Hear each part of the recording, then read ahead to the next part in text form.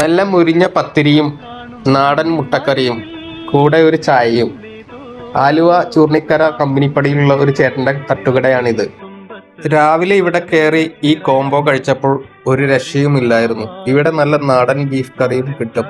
രാവിലെ പോയതുകൊണ്ട് അത് റെഡിയായിട്ടില്ലായിരുന്നു. അടുത്ത തവണ വരുമ്പോൾ അത് ട്രൈ ചെയ്യണം. അപ്പോൾ ഈ റൂട്ടിൽ പോകുന്നവർ തീർച്ചയായും ഇവിടെ ഒന്ന് കയറി നോക്കുക.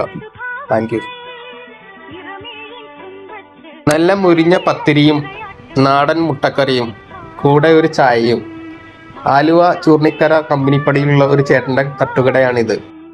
രാവിലെ ഇവിടെ കയറി ഈ കോംബോ കഴിച്ചപ്പോൾ ഒരു രക്ഷയുമില്ലായിരുന്നു. ഇവിടെ നല്ല നാടൻ ബീഫ് കറിയും കിട്ടും. രാവിലെ പോയതുകൊണ്ട് അത് റെഡിയായിട്ടില്ലായിരുന്നു. അടുത്ത തവണ വരുമ്പോൾ അത് ട്രൈ ചെയ്യണം.